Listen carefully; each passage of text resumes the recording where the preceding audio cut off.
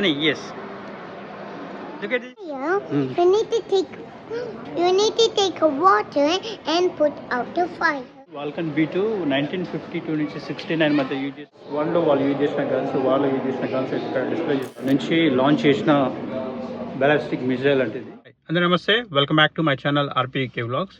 So ఈరోజు అయితే మేము బయటకు వచ్చినాం. ఇంపీరియల్ వార్ మ్యూజియం అనేది ఉంది. సో వరల్డ్ వార్ 2లో యూజ్ చేసిన అన్ని ఫైటర్ జెట్స్ అయితే ఇక్కడ ఎగ్జిబిషన్లో పెట్టిరనమాట. సో నాకైతే ఆఫీస్ తరఫున ఇక్కడ నుంచి ఫ్రీ ఎంట్రీ ఉంటుంది. సో అందుకే జస్వికన్ అయితే ఈ వీక్ ఇక్కడ తీసుకొచ్చి చూపించడానికి అయితే బయటకు వచ్చినాం.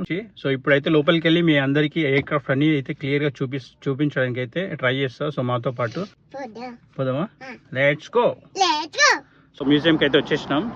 సో ఇక్కడ నుంచి కార్ పార్క్ చేసి అయితే లోపలికి వెళ్తున్నాం. సో లోపలైతే మాకు ఎంట్రీ పాస్ ఇచ్చారు.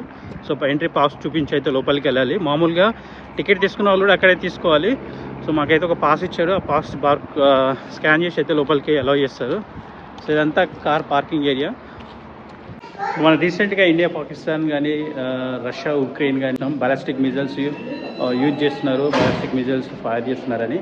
సో మన వెనకాల ఉన్నది ఇప్పుడు ఇది బాలిస్టిక్ మిజైల్ అంట. ఇది బ్రిటన్ వాళ్ళు యూజ్ చేసిన 1968 నుంచి 1994 మధ్యలో ఈ వెపన్ అయితే సబ్మెరైన్ నుంచి లాంచ్ చేసిన బాలిస్టిక్ మిజైల్ అంటే ఇది. సో ఇప్పుడు ఇక్కడ ఈ హ్యాంగర్స్లో అయితే చాలా ఎయిర్ క్రాఫ్ట్స్ అయితే ఉన్నాయి. సో ఒక్కొక్కటి అయితే మీ అందరికీ చూపిస్తా. సో ఇక్కడైతే చాలా ఎయిర్ క్రాఫ్ట్స్ ఉన్నాయి. సో ఇవన్నీ 1941లో వార్లో యూజ్ చేసిన ఎయిర్ క్రాఫ్ట్స్ ఉన్నాయి. చిన్న ఎయిర్ క్రాఫ్ట్ నుంచి పెద్ద ఎయిర్ క్రాఫ్ట్ వరకు.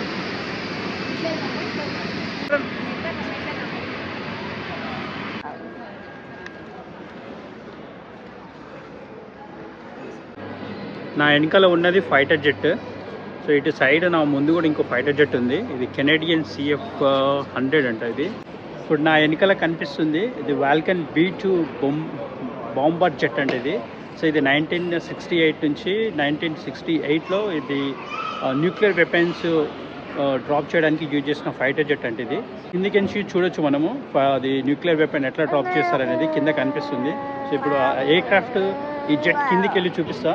సో ఇప్పుడు మీరు చూస్తుంది ఫైటర్ జెట్ కిందికి వచ్చేసిన నేను. వాల్కన్ B2 1952 నుంచి 69 మధ్య యూజ్ చేసిన ఫైటర్ జెట్ న్యూక్లియర్ వెపన్ అయితే డ్రాప్ చేయడానికి యూజ్ చేశారంటే ఇది. సో ఇప్పుడు ఈ కింద ఈ ఎంటీ స్పేస్ కనిపిస్తుంది కదా. సో ఈ స్పేస్లోనే ఇక్కడనే న్యూక్లియర్ వెపన్ అయితే హోల్డ్ చేస్తుంది ఇది. సో ఏం టార్గెట్ ఫిక్స్ చేసిన తర్వాత టార్గెట్ని ఇది ఫిక్స్ చేస్తే ఇక్కడ నుంచి అయితే న్యూక్లియర్ వెపన్ అయితే డ్రాప్ చేసి టార్గెట్ని అయితే హిట్ చేస్తుందంట.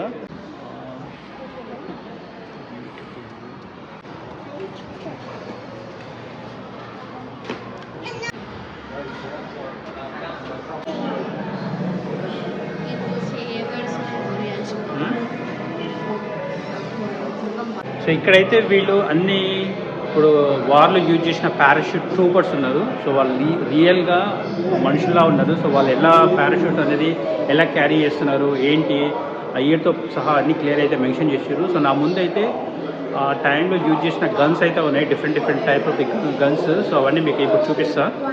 సో ఇందులోకి వస్తే ఒక డిఫరెంట్ ఎక్స్పీరియన్స్ అనిపిస్తుంది. రియల్గా ఇప్పుడు నేను వార్ జోన్లో ఉన్నంత ఫీలింగ్ అయితే తీసుకొస్తారు వీళ్ళు. సో ఇప్పుడు నా వెనకాల కనిపిస్తున్న ఇవన్నీ గన్స్. సో 1941లో వాళ్ళు యూజ్ చేసిన గన్స్, వాళ్ళు యూజ్ చేసిన గన్స్ అయితే ఇక్కడ డిస్ప్లే చేస్తున్నారు.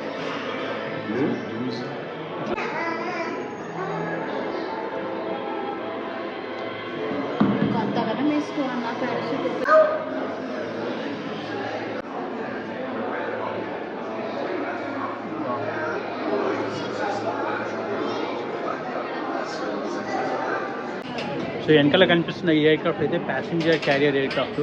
ఇది 1950లో యూజ్ చేశారంట ఇది. సో మనమైతే లోపలికి అయితే వెళ్ళి చూడొచ్చు. సో ఇప్పుడైతే లోపలికి వెళ్దాం.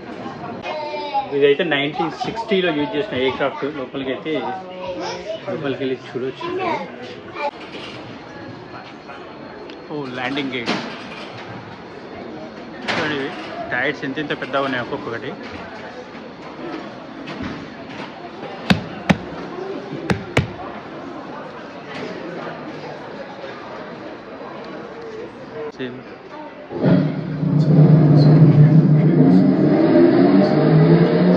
చెప్పిన ఈ ఫైటర్ జెట్ లోపలికి అయితే వెళ్తున్నాం.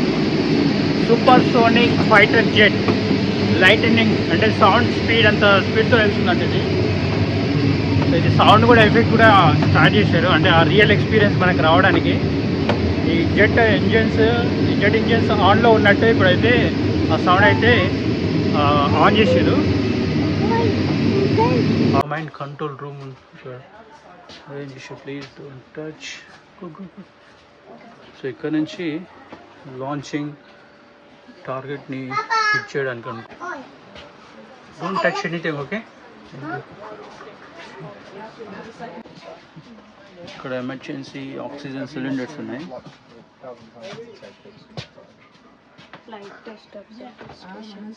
Engine flight test observer station చూస్తేనే ఇట్లా అన్ని ఎయిర్ క్రాఫ్ట్ చూసినావు కదా ఇవన్నీ. ఇప్పుడు బిగ్ ఎయిర్ క్రాఫ్ట్ చూసినావు. అక్కడ ఫైటర్ జెట్ ఎట్లా ఉంది, ఎంత పెద్దగా ఉంది fighter jet. Firefighter. When you go on a firefighter airplane, where if someone get fire, you need to take a water and put out the fire. Yes. Yeah. I know. It's an ambulance. It's not ambulance. Yeah, kind of ambulance. Yeah, you're right. I am an officer. Office కాదు, నా office కూడా ఇట్లానే ఉంటుంది same. ఈ office అక్కడ same ఉంటాయా? Same ఉంటుంది. చూడు అన్ని ఎయిర్ క్రాఫ్ట్స్ ఉన్నాయి. ఈ కిడ్స్ ఎలిఫెంట్స్ అంటారా? కిడ్స్ కాదు ఇది.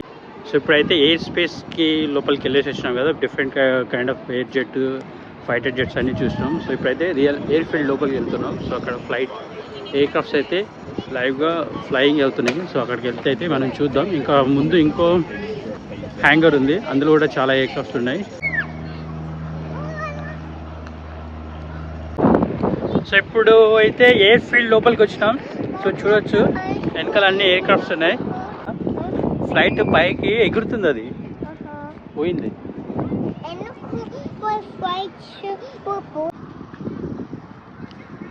సో ఇప్పుడు లైవ్ ఫీల్డ్ ఎయిర్ ఫీల్డ్ లోపలికి వచ్చినాం. సో ఇక్కడ ఇవైతే ఫ్లయింగ్ అయితే అవుతున్నాయి. ముందుకు వెళ్దాం పద. సో ఇక అయితే పిల్లలు ఆడుకోవడానికి అయితే మంచి ప్లే స్టేషన్ పెట్టారు, ప్లే జోన్. సో హాయిగా వెళ్ళి కూర్చొని రిలాక్స్ అవ్వచ్చు.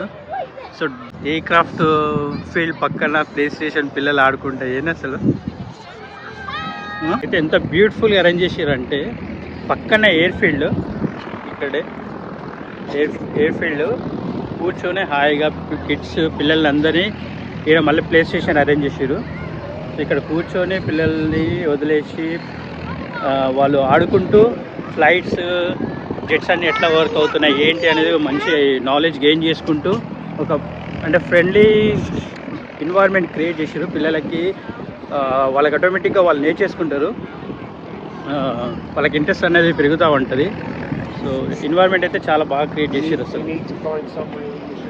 సో మనం తెలియకుండానే నేర్చుకుంటారు పిల్లలు ఇట్లా ఎన్వైర్న్మెంట్, ఇలాంటి ఎన్వైర్న్మెంట్ ఉంటే వాళ్ళు ఆడుకుంటూనే నాలెడ్జ్ అనేది గెయిన్ చేస్తూ ఉంటారు. చాలా బాగుంది. అని వెయిట్ కమ్ బండ్లు ఆపినట్టు ఆఫీసులు, ట్యాక్సీలు ఆపినట్టు ఏ బండి ఎప్పుడు కావాలంటే అప్పుడు స్టార్ట్ చేస్తారు, తీసుకెళ్తారు. వెనకాల ఎయిర్ క్రాఫ్ట్, పక్కన పచ్చని చెట్లు, కూర్చొని అయితే ఇక్కడ ఎంజాయ్ చేస్తున్నాం. వచ్చి ఆల్మోస్ట్ 2 hours అయిపోయింది. సో కొంచెం ఫుడ్ తినేసి ఇంకా 2 హ్యాంగర్స్ ఉన్నాయి. అసలు చూసింది ఒకటే హ్యాంగర్. ఇక్కడైతే మనం ఎయిర్ క్రాఫ్ట్ ఫ్లై కూడా అవ్వచ్చు.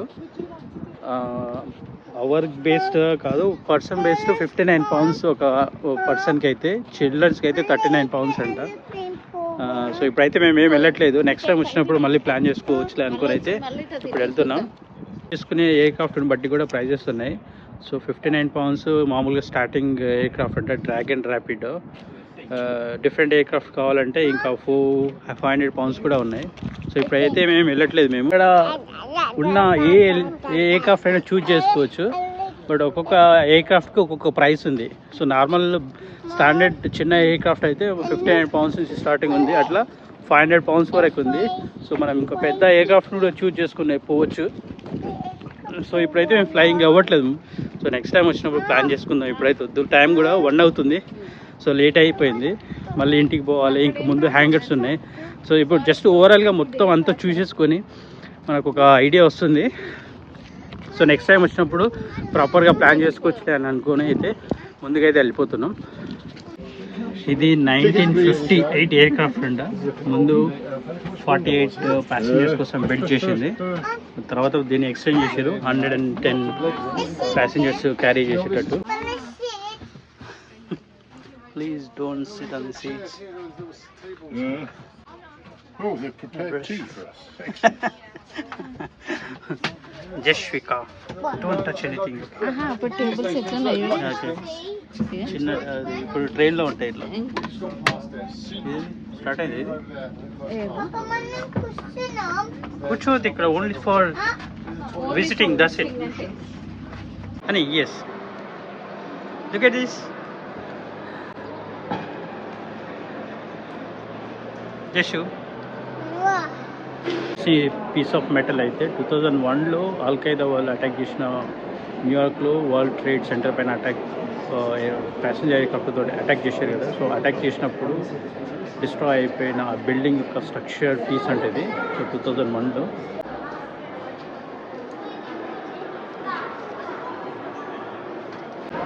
సో ఇక్కడ డిస్ప్లే చేసిన ఈ అన్ని ఎయిర్క్రాఫ్ట్ వచ్చేసి అయితే అమెరికన్ ఎయిర్క్రాఫ్ట్స్ ఇవి.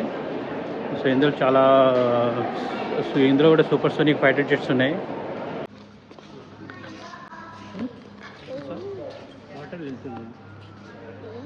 ఆల్మోస్ట్ అయితే అన్ని హ్యాంగర్స్ అయితే కవర్ చేసినాం. సో మోస్ట్లీ అయితే అన్ని అట్లే చిన్న ఎయిర్క్రాఫ్ట్, స్టార్టింగ్ ఎయిర్క్రాఫ్ట్ నుంచి ఇప్పుడు లేటెస్ట్ అంటే 2001 వరకు ఉన్న ఎయిర్క్రాఫ్ట్ అయితే చాలా వరకు అయితే డిస్ప్లే చేశారు జెట్స్.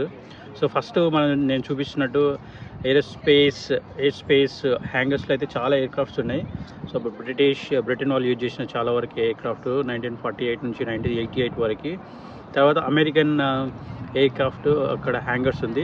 సో అమెరికన్స్ యూజ్ చేసిన ఎయిర్క్రాఫ్ట్స్ కానీ, ఫైటర్ జెట్స్ కానీ, super sonic aircraft, F-16 previous first version aircraft కూడా చాలా ఉన్నాయి. సో ఎయిర్ ఫీల్డ్ చూసాం. సో ఆల్మోస్ట్ మేము వచ్చి మార్నింగ్ 11 o'clockకి మాకు ఎంట్రీ ఉండే. 11 నుంచి ఇప్పుడు టైం వచ్చేసి 3:30 అవుతుంది. దాదాపు 4 గంటల పైన 5 గంటలు అవుతుంది వచ్చి. సో మధ్య అయితే లంచ్ చేసుకున్నట్టు ఇంటి నుంచే ఫుడ్ అయితే ప్రిపేర్ చేసుకొని వచ్చినాము. సో ఇక్కడ కూడా ఫుడ్ స్టాల్స్ కొన్ని ఉన్నాయి. సో కావాలంటే తినేసి ఇప్పుడైతే ఇంకా ఇంటికి బయలుదేరిపోతున్నాం. సో నేను ఉన్న లొకేషన్ నుంచి చాలా దగ్గర, ఒక 10-20 minutes డ్రైవ్ అంతే. Just 20 miles, 16 miles near distance, పెద్ద టైం పట్టదు. సో ఇప్పుడైతే ఇంటికైతే వెళ్ళిపోయి సో రెస్ట్ తీసుకోవాలి. మంచి ఎక్స్పీరియన్స్ ఈరోజు అయితే వర్త్ అనిపించింది డే మొత్తము. సో జశ్విక కూడా చాలా వరకు ఎక్స్పీరియన్స్ అయింది. పిల్లలకైతే మంచి నాలెడ్జ్ గెయిన్ చేసుకోవడానికి, మనకు కూడా చాలా వరకు విషయాలు తెలియదు. సో ఏరోస్పేస్ ఎయిర్క్రాఫ్ట్ మీద మంచి నాలెడ్జ్ కూడా గెయిన్ చేసుకోవచ్చు. అట్లా వచ్చేసి ఆడుతూ పాడుతూ చూసుకుంటూ డే మొత్తం అయితే ఫుల్గా ఎంజాయ్ చేయొచ్చు. సో ఇప్పుడైతే నేను ఇంటికి వెళ్ళిపోతున్నా. సో ఈ వీడియో అయితే మీ అందరికీ బాగా నచ్చింది అనుకుంటున్నా. సో వీడియో కానీ నచ్చినట్లయితే please like, share and subscribe my channel. So ఇంకొక మంచి వీడియోతో మళ్ళీ కలుద్దాం. అంతవరకు టేక్ కేర్, బాయ్, జై హింద్.